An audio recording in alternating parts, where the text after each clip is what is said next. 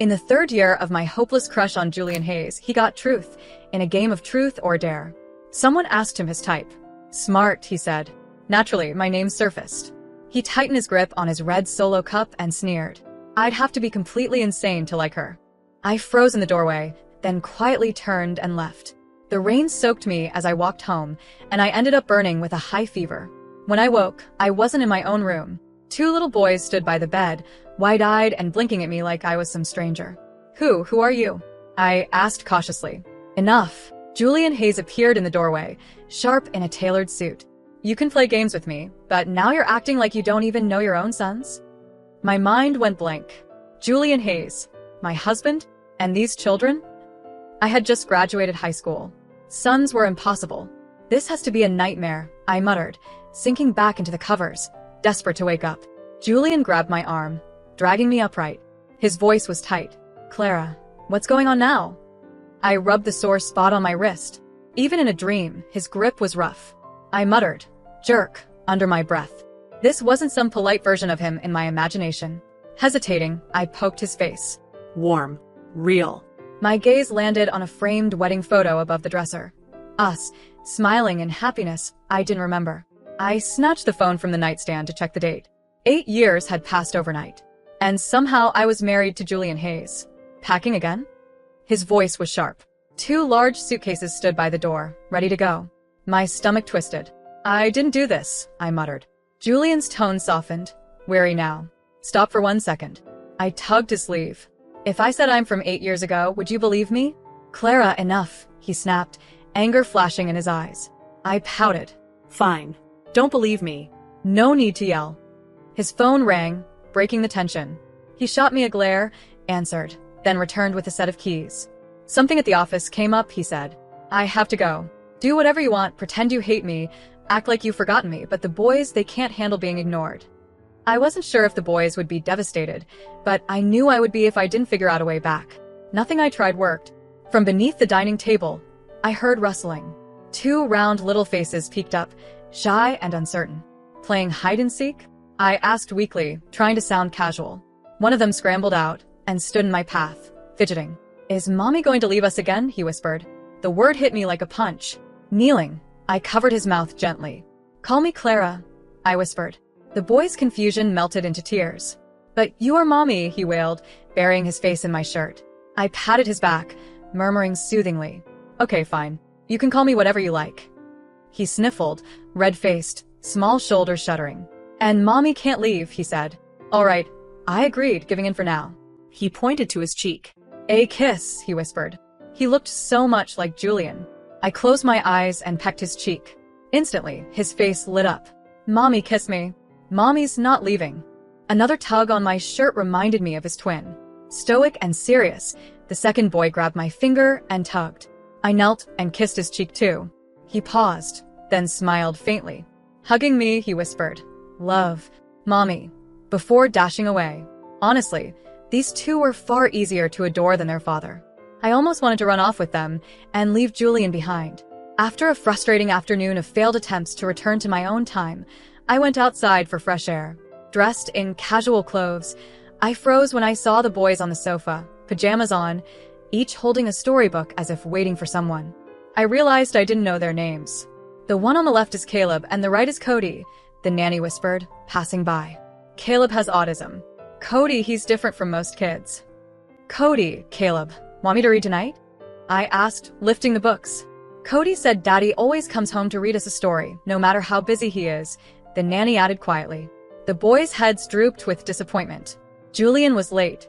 I clenched my fists, then softened. Taking a deep breath, I returned to them. Kneeling down, I stroked their hair. How about I read to you tonight? The boys' drooping head snapped up, eyes wide and sparkling like tiny stars. Excitedly, they clambered into bed, tugged the covers up, and shut their eyes obediently. They demanded story after story. I felt my eyelids drooping with every turn of the page. Words blurred, my brain began to falter, and before I could finish narrating some absurd tale about the big bad wolf and the 3 pigs attending college together, I succumbed to sleep. A warm, familiar presence roused me. Half asleep, I rolled over instinctively, burying my face in a comforting warmth, and immediately caught a whiff of a scent I knew all too well. Blinking, I realized I was looking up at Julian. His hand pressed to the small of my back, radiating heat through my shirt. I yelped and scrambled away. "Who said you could hold me?" He no longer wore his jacket, only a dress shirt with sleeves rolled to his forearms, a couple of buttons undone. Tired, yes, but more mature, sharper than the boy I remembered. "So who else?" he sneered, eyes narrowing. "Leo?"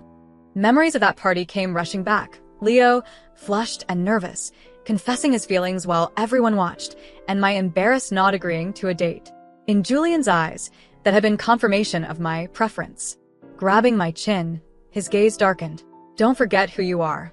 I slapped his hand away, laughter cold on my lips. "Who I am? Did I ever have a choice here? Julian, I never wronged you. So, why did you marry me if you hate me so much?" Daddy. Cody appeared, rubbing his sleepy eyes. "Are you and Mommy fighting?" In an instant, Julian's arm wrapped around me, his expression softening into doting husband mode. "Of course not," he said smoothly. "Mommy and Daddy always get along. Mommy just had a practice debate for work." Cody tilted his head, unconvinced. "Liar. If you got along, why does Mommy always try to run away?" Julian's hand tightened on my waist. "She's just playing hide and seek, like you guys. Right, honey?" I looked away, but my eyes caught Caleb, who was biting his fingers, brow furrowed. He was teetering on the edge of an episode. I forced a smile. "Yes, your dad is right." Caleb relaxed, slowly unclenching. Cody, still skeptical, added, "Michael's parents always kiss. You guys never do. Unless Mommy kisses Daddy." Trapped, I nudged Julian. "Say something helpful." Reluctantly, he leaned down and pressed a soft kiss to my cheek. Straightening, he addressed his son. "There. Now back to bed. Don't bother your mom. She's shy." Even after the boys returned to their room, I felt dazed. "I helped," Julian said calmly. "Say something helpful," I scolded. "Not do something helpful." Same result, he shrugged. Furious, I smacked his arm. "Shameless. You took advantage." He grabbed my hand, grip firm as steel. "Am I wrong? Let go." Our eyes locked. "Can you say more?" he murmured, voice soft, almost a challenge. Yell. Hit. Anything. Blinking, I stepped back. "Are you insane?" Taken aback, I wrenched free and dashed to my room. The next morning at breakfast, Julian had dark circles under his eyes, glancing at me repeatedly. When the boys went to grab their backpacks, he spoke, tone tinged with complaint. "You need to let me back in the bedroom tonight. I can't sleep in the guest room." "Fine," I replied. "I'll switch." His expression darkened. "Clara, what's that supposed to mean?" "Just taking advantage. If that's what you want to call it." I met his glare. He didn't finish breakfast, storming off to meet the boys. Hand in hand with them, he shot me a final, icy glance. "We want Mommy to take us," Cody said quietly. "Mommy, take us," Caleb echoed. Julian's face fell again, eyes full of frustration. At the preschool entrance, the boys proudly introduced me to everyone in sight. "This is my mommy. My mommy brought me to school today. My mommy read me a story last night." Seeing their beaming little faces tugged at my heart. Julian had done well raising them. Caleb's autism hadn't worsened, and Cody remained sweet and innocent. Inside, they eagerly shared snacks with classmates. I smiled, ready to leave, when a sharp, mocking voice cut through the air. "We don't eat stuff from weirdos. Go away." Caleb froze, his hand still holding a bag of goldfish crackers. "I'm not weird," he said softly. Cody stepped in front of him, glare fixed. "Don't talk about my brother. You're the weird one." A large, stern-looking woman scowled. "Brats without a mother to teach manners. How dare you speak to an adult like that?" "Adults who speak like that don't deserve respect," I said, pushing through the small crowd, ruffling my boy's hair. "Cody, can you take Caleb to class?" He nodded and led his brother away. I rolled up my sleeves and faced the woman. "You have two options, apologize to my son or—" Her laughter died when I slapped her cheek. "You lunatic. You hit me." I didn't know who her husband was, but I called Julian anyway. "Honey, can you come pick me up from the station?" Finally, a figure appeared at the station door. Both the woman and I craned our necks. A portly man carrying a briefcase approached, immediately berating his wife about damages and misbehavior. His tone faltered as he noticed her bruised face. How did you lose this time?" His eyes then fell on me, taking in my calm composure. Shock turned to anger, but the moment he spotted Julian behind me, his demeanor flipped. He bowed awkwardly. "Mr. Hayes, what a coincidence." Julian gave him a brief, icy look, signed some papers, then gestured toward me. "I'm picking up my wife, the one you just told to wait." The air went cold. The man's face drained of color. I linked my arm through Julian's and played the damsel in distress role. "If you'd been later, they would have buried me in money," I quipped. Julian's piercing gaze watched the man, who flailed helplessly. "A misunderstanding," he stammered. Julian's expression remained grim. "My lawyers will handle it. Don't bother coming to the next Hayes court bidding conference." With that, he took my hand and led me out. In the car, Julian teased with a half smile, "Did Mrs. Hayes use her secret moves today?" I looked down, feeling guilty. "Thanks, but next time, just send your assistant. No need to risk yourself." He laughed, but there was no humor. "Planning a next time, huh?" I bit my lip. He leaned closer, voice serious. "You said you wanted to thank me." How? Before I could respond, his intense gaze made the car feel stifling. I quickly looked away. For family harmony, I had the bedroom lock removed. "Is that pushing my luck?" "Julian, you're insane," I hissed. He leaned closer. "I can push further. Want to see?" "No." He closed the distance, cupping my head and kissing me, silencing me completely. "This is how you can thank me," he murmured against my lips. At the charity gala, the 2 scratches on Julian's neck drew attention. I nibbled a pastry, distracted. Seeing him laugh with his childhood friend Amelia, playful taps on his chest, memories from 8 years ago came flooding back. I remembered that night. After feigning acceptance of Leo's confession, I'd gone to the bathroom. Julian, drunk, had grabbed me in a corner and kissed me roughly. I slapped him, and he'd muttered, "Sorry, wrong person." A friend of Amelia's whispered that Julian had married me to make Amelia jealous. Apparently, Julian and Amelia had been engaged as children.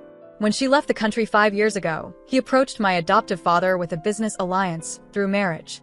I had been the easy choice, adopted with no status. On a rooftop, I gazed at traffic below, feeling lost. "Clara?" Leo's voice startled me. Time had barely changed him. He seemed confident, married with a daughter. My phone buzzed. Messages from Cody made my eyes water. "Mommy, when are you coming home?" "I was really good at school today. I ate 2 bowls of rice." Caleb only ate 1. "I want Mommy to read me a story." Leo showed me photos of his daughter, joking about arranging a future marriage between our kids. As it got dark, I stumbled on my leg. Leo caught me just as Julian's furious voice cut through. "Why did you punch Leo?" I demanded as Julian dragged me into the car. Feeling sorry for him, he shot back. What? "He's married." So? "Married men should know boundaries. Doesn't he deserve a punch?" "That's a double standard," I said, staring out the window, bitter. He went silent. I didn't press. Passing a fortune teller stall, a blind old man claimed he could send me back 8 years for $10,000. Caleb and Cody, holding candy apples, overheard. They clung to me, crying, "Mommy can't leave." I gave up on the idea. Then, an anonymous email arrived. Photos of Julian and Amelia embracing, captioned, "Get out of what's not yours." I couldn't fight a losing battle. I promised the boys I'd return, then went back to the fortune teller, booking an appointment exactly 1 month later. Later, building blocks with the boys, Julian leaned against the doorway, watching. I kissed the boys and asked them to play while I spoke to him.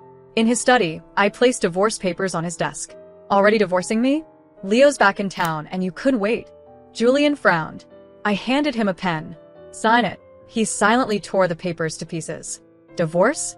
In your dreams," he growled. I turned to leave, but the sound of shattering glass froze me.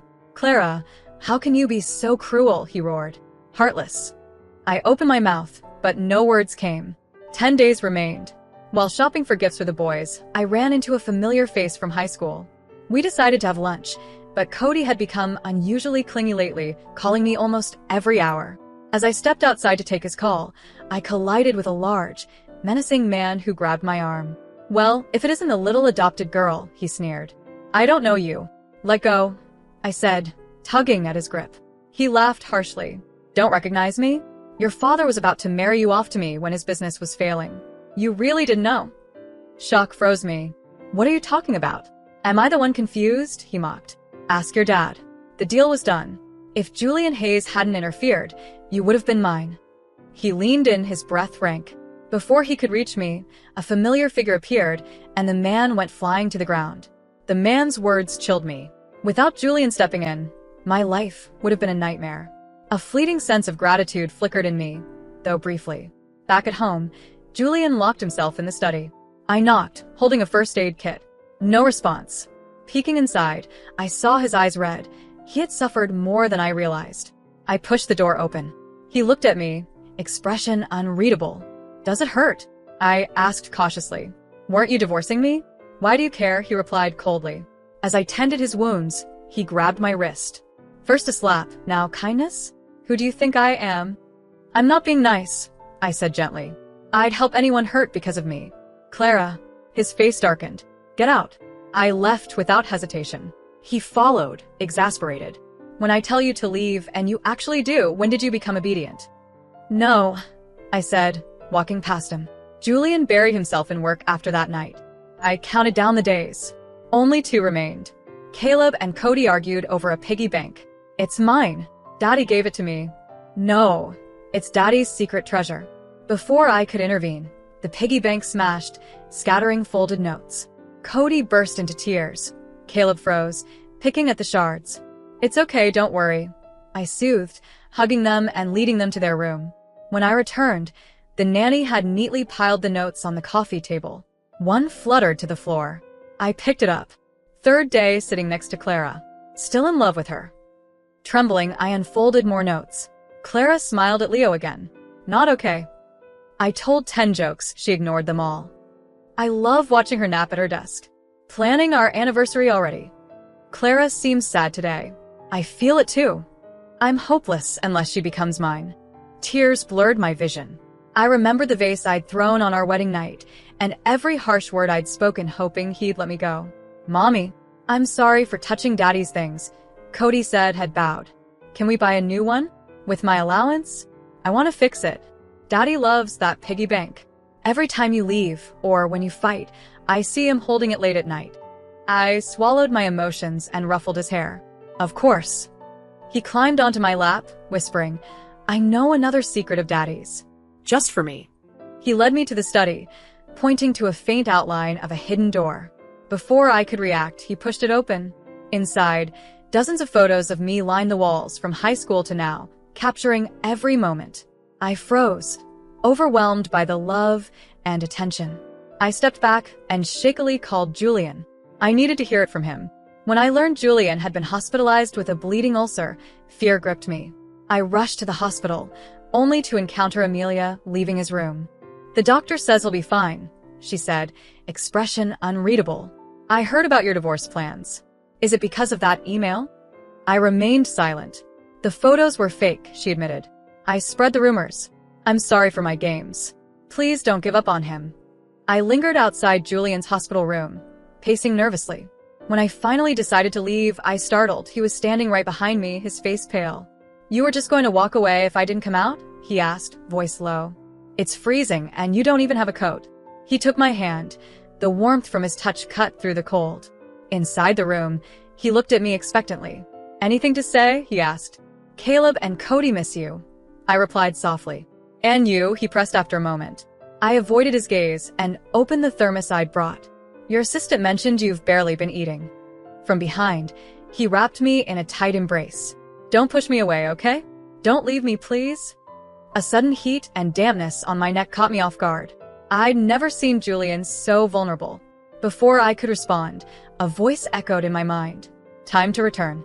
Everything froze. Don't I have one more day? I asked. Close enough. Let's go. In that final moment, I cupped Julian's face, kissed him, and whispered, if you can find me, I'll say yes. Then the world shifted, and I was back in the past. This time, I didn't run after Julian kissed me and called it a mistake. I overheard his conversation with Amelia. Don't waste your time on me. I care for someone else, only her. Who? Clara. She's just adopted. Your parents will never approve. As long as she's willing, I'll handle it. After Amelia stormed off, Julian saw me. Who said I'd have to be insane to like you? I asked. I did, he admitted quietly. Seeing you with Leo, still unable to stop liking you. Insanity seemed the only explanation. I stepped closer. So, is that a confession? I teased. Because I accept. His expression darkened. What? Is this charity? You want me on the side? Forget it. I smiled. Okay, no pressure. I turned to leave, but he caught my wrist. Mondays, Wednesdays, Fridays, and Sundays. I get one extra day than him. I shook my head. Fine. Mondays, Wednesdays, Fridays. That's my final offer, he said, eyes closed, voice strained. I wrapped my arms around him. How about every day? Stunned, he listened as I whispered. I never said yes to Leo. The one I've always liked is you, Julian Hayes. He smiled, truly smiled, and kissed me, warm and breathtaking, a stark contrast to his usual coldness. The next morning, the doorbell rang incessantly. Half asleep, I stumbled to open it. Standing there were Julian and the twins. Mommy, they shouted in unison. After the third knock, Julian's impatient voice cut through. Are you done? Can we come in now? I stepped aside, letting them in. Before I could ask how they'd found me, Julian approached with a metal chain. What are you doing? I asked nervously. He tilted his head, a playful glint in his eyes. You've been a very bad girl. I don't want to, but... Panicking, I threw my arms around him. The chain clattered harmlessly to the floor. Later, lying exhausted on the sofa, we realized the boys were missing. We found them in my walk-in closet, sitting across from each other, each holding one end of the chain, examining it seriously. Cody, what's this for? Caleb asked. I don't know, Cody admitted. Daddy said with this, Mommy can't run away. I want one so Maya can't run for me at recess. I elbowed Julian playfully. This is your fault. He laughed, tightening his arms around me. I'll make it up to you tonight, he whispered.